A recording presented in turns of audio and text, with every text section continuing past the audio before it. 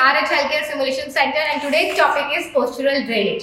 Postural drainage क्या होता है? ग्रेविटेशनल के थ्रू हम किस तरीके से क्लियरेंस करेंगे सिक्रीशन का फ्रॉम दी ब्रोंकियल ट्री से, अलग अलग ब्रोंकियल के सेगमेंट से किस तरीके से हम पूरा सिक्रीशन को बाहर निकालते हैं, that is called postural drainage.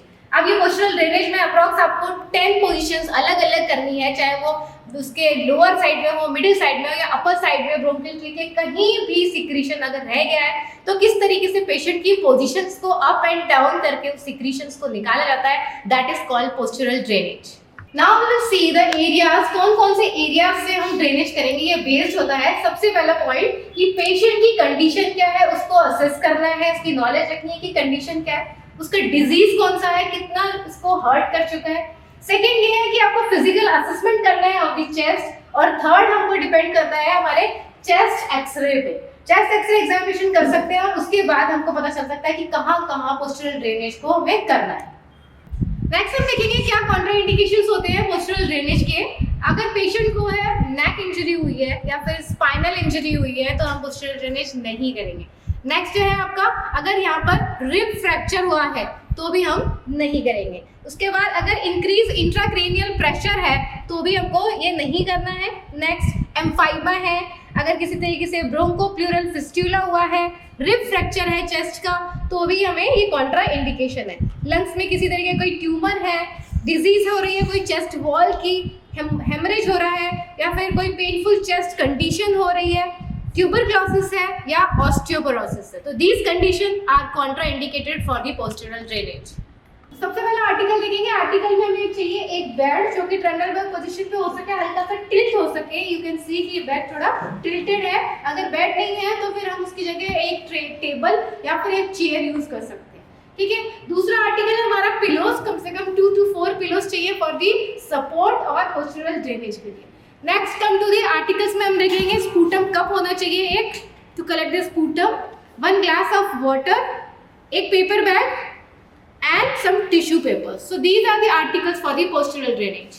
Next come to the procedure, किस तरीके से postural drainage करना है। तो postural drainage प्रोसीजर करने से पहले हमें क्या करना है, आइडेंटिफाई करना है पेशेंट को, उसका जो भी डॉक्टर ने प्रिस्क्रिप्शन लिखा है उसको सारी चीज़ों को चेक करना है और पेशेंट को समझाना है कि पोजीशंस को चेंज किया जाएगा फॉर 10 to 15 मिनट्स ताकि हम वो ड्रेनेज को कर सकें, ठीक है। तो सबसे पहले हमने पेशेंट आइडेंटिफाई कर लिया, उसके बाद हमें ये देखना है कि कहाँ पर कंजेशन हो रहा है, उस एरिया को आपको अच्छे से असेस करना है। नेक्स्ट हम उसके साइन एंड सिम्टम्स को असेस करेंगे, जो भी डॉक्टर ने उसमें प्रिस्क्राइब किए थे, वो चेक किए थे, तो वो सारे साइन एंड सिम्टम्स को असेस करने के बाद उसकी जो चेस्ट एक्सरे फिल्म है उनको असेसमेंट के बाद कि जैसे फॉर एग्जांपल एटिलेक्टेसिस का पेशेंट है या निमोनिया का पेशेंट है, ये सारी चीज़ों को विजुअलाइज करने के बाद हम चेस्ट ड्रेनेज करेंगे। तो जब हम उसको अलग अलग पोजीशन पे शिफ्ट करेंगे फॉर 10 to 15 मिनट्स को, जब तक वो पेशेंट आराम से उस पोजीशन में कंफर्टेबल बैठ जाएगा तब हम उसको करेंगे। अब इसको प्रोसीजर करने के लिए 2 तरीके से होते हैं। एक तो होता है कप्ड हैंड, इस तरीके से कप बनाना है और उसके बाद हमें उसको परकशन करना है। तो कौन सा जो लंग्स का एरिया है वो कंजेस्टेड है वो हम इस तरीके से परकशन से देख सकते हैं। So this is called as cupped hand. दूसरा है वाइब्रेशन, तो चेस्ट के वाइब्रेशन को करना है, किस तरीके से करेंगे, लाइक दिस। अब इस तरीके से सबसे पहले तो खुद नर्स की पोजीशन है वो एकदम स्ट्रेट होना चाहिए, जो उसका बैक है वो एकदम स्ट्रेट होना चाहिए, और ये जो हैंड है, heels of the hand, these are the heels of the hand, तो इसको इस तरीके से हम उसको वाइब्रेशन को महसूस करेंगे। तो ये राइट में और लेफ्ट में दोनों में जहां भी कंजेशन है उस तरीके से करके देखना है, पोजीशन पेशेंट की ठीक है कि नहीं वो चेक करना है, उसके बाद हम उस ड्रेनेज को निकालेंगे। आफ्टर 10 to 15 मिनट जब वो प्रोसीजर हो जाएगा, ड्रेनेज हो जाएगा, तब हमको क्या करना है, पेशेंट को फिर हम कंफर्टेबली पोजीशन पे बैठाएंगे। जैसे इसको फॉलस पोजीशन पे हमको बैठा के रखना है, उसके बाद हम उसको रेस्ट करने के लिए बोलेंगे। तो 10 से 15 मिनट के बाद जब पेशेंट कंफर्टेबल हो जाएगा तब उसको हमें आराम देना है। तो रेस्ट देने के बाद सबसे पहले क्या बोलेंगे हम कि उसको कफिंग करना है, और जो भी कफ होगा ये वो स्पूटम जो हमारा कफ है इसके अंदर उसको कफिंग करानी है। अगर वो कफ नहीं कर रहा है तो जो भी एक्सपेक्टोरेट जो सिक्रीशंस है वो नहीं निकल रहा है तो हम सक्शनिंग के थ्रू भी उस सिक्रीशंस को बाहर निकाल सकते हैं। आफ्टर दैट क्या करना है, जो हमने ग्लास ऑफ वाटर लिया था उसको हम पेशेंट को बोलेंगे सिप ऑफ वाटर, बीच बीच में पानी के सिप्स को लेते रहे, ठीक है। और जो भी ये टिश्यूज हमने लिए थे उस टिश्यू से हमको क्लीनिंग करनी है अगर कोई भी सिक्रीशंस इधर उधर लग रही हैं तो ये प्रोसीजर आपको 10 to 15 मिनट्स के बाद करना है। जैसे ये हो जाएगा, पेशेंट रेस्ट में हो जाएगा, तब हम उसकी दूसरी पोजीशन चेंज करके और दूसरी तरीके से ड्रेनेज निकालेंगे। द होल प्रोसीजर जो होगा वो कम से कम 30 मिनट, 20 से 30 मिनट में वो होना चाहिए। आप पोजीशन को चेंज कर करके ड्रेनेज को इजीली रिमूव कर सकते हैं। After that we have to wash our hands, और उसके बाद हम जितनी भी रिकॉर्डिंग्स जो है रिकॉर्ड में लिखनी है, क्या सिक्रीशंस था, किस कलर का था और कौन कौन सी पोजीशन पे उसको निकाला गया, तो ये सारी चीज़ों को रिकॉर्ड मेंटेन करेंगे। नाउ वी विल सी कि कौन कौन सी 10 पोजीशंस होंगी जिसके थ्रू हम ये पोस्चरल ड्रेनेज करते हैं। नेक्स्ट हम देखेंगे पोस्चर्स में सबसे पहला पोस्चर क्या होगा, जिसका पोस्चर का नाम है left and right upper lobe apical bronchi.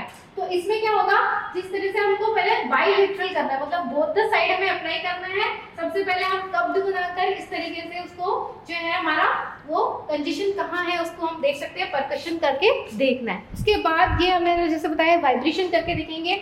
जो मेरे थम्स हैं, फिंगर्स हैं, वो हमारे कॉलर बोन पे रहेंगे इस तरीके से, और इस तरीके से हमको हील से उसको वहाँ पर वाइब्रेशन करना है, ठीक है। उसके बाद हम यहाँ से पोस्चरल से ड्रेनेज करेंगे। पोजीशन देख सकते हैं, सबसे पहले तो नर्स की पोजीशन मैंने बताया स्ट्रेटेड होनी चाहिए।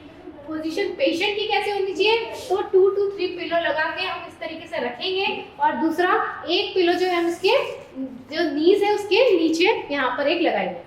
हल्का सा बेड को मैंने टिल्ट कर दिया है, तो ये पोजीशन में हम इजीली यहाँ से ड्रेनेज कर सकते हैं। तो first position is like this.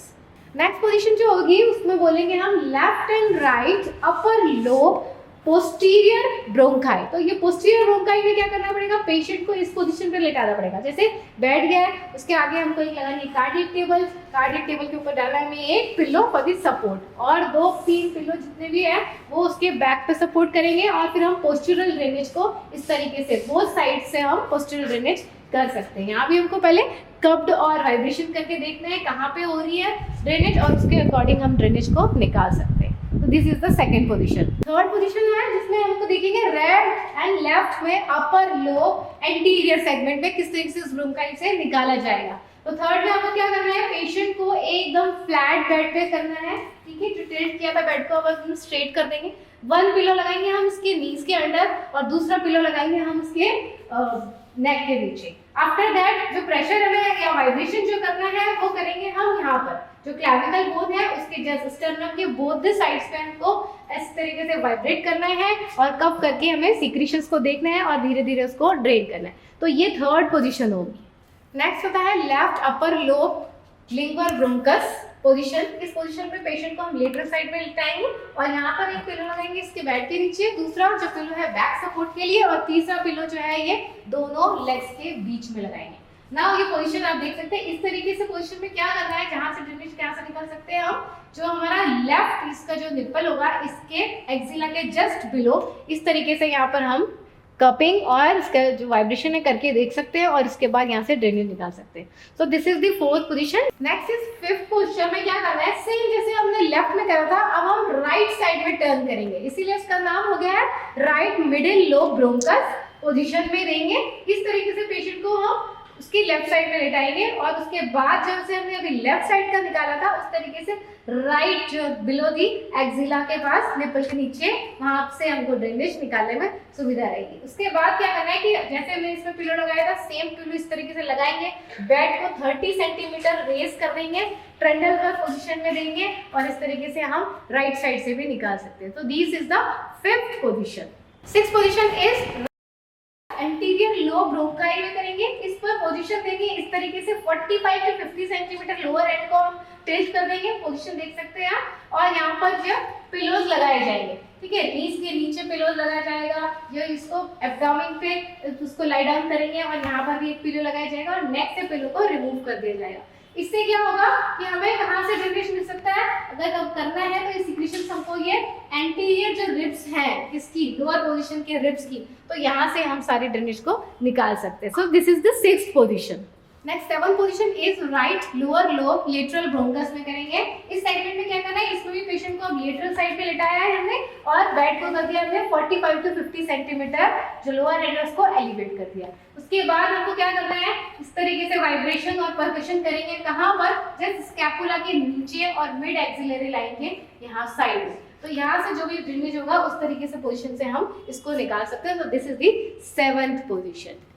8th position is the left lateral lower, इसका ब्रोंकस में करेंगे हम। तो लेफ्ट लोअर लेटरल में क्या करना है, जिस तरीके से हमने राइट में करा था सेम हम उसको लेफ्ट साइड में कर देंगे और उसके बाद जब हमने राइट साइड से निकाला था वो लेफ्ट साइड से सारा ड्रेनेज निकालना है। पोजीशन सेम ही रहेगा, 45 to 50 सेंटीमीटर एलिवेटेड रहेगी, बस इसका जो राइट की जगह है ये लेफ्ट हो जाएगा। सो this is the 8th position. So next is the 9th position, जिसमें हम बोलेंगे left and right superior lobe bronchi. ठीक है, इसमें सुपीरियर लोब में देखना है। पहले हमने उसको एंटीरियर में देखा था, फिर लेटरल में देखा था, नेक्स्ट इज सब सुपीरियर लोब में। तो इसमें क्या करना है, पेशेंट को हमें उसके बैक साइड पे इस तरीके से एब्डोमेन पे लेटाना है। एब्डोमेन पे लेटाने के पहले आपको यहाँ पर पिलोस लगाने हैं और पेशेंट को इस पोजीशन पे रखना है। ठीक है, बेड हमारा टिल्ट रहेगा 45 to 50 सेंटीमीटर के उस पे ही, और उसके बाद हम ड्रेनेज निकालेंगे कहाँ से, पहले आपको उसको कपिंग और वाइब्रेशन करना है यहाँ पर स्पाइन्स के दोनों तरफ और स्कैपुला के जस्ट बिलो। तो इस तरीके से हम उसको 9th पोजीशन बोलेंगे। Next 10th position is left and right posterior basal bronchi. इसमें भी पेशेंट को हमको ट्रायंगल पोजीशन पे लेटाना है, पिलोज इसके एब्डोमेन के नीचे लगाने हैं अंडर द स्टमक, और उसके बाद अब कहाँ से हमको ड्रेनेज लेना है, स्पाइन्स के दोनों तरफ से पोस्टीरियर रिब्स, जो रिब्स दिख रही हैं लास्ट की, तो इस पोस्टीरियर रिब्स से हमको ड्रेनेज निकालना है। So these are the 10 positions जिसके लिए हम इजीली पोस्टीरियर ड्रेनेज कर सकते हैं। तो पोस्टीरियर ड्रेनेज के बाद पोजीशन करने के बाद मैंने आपको पहले ही बताया था कि 10 to 15 मिनट्स में एक पोजीशन देने के बाद उसको हमें बैठाना है, उसको कफिंग करानी है और उसके ड्यूरेशन में हमको बीच बीच में सिप ऑफ वाटर लेना है। तो इससे हम इजीली सिक्रीशंस को रिमूव कर सकते हैं। तो ये था हमारा आज का वीडियो। आगे भी ऐसे वीडियोस मिलते रहेंगे। Stay tuned with us. Thank you.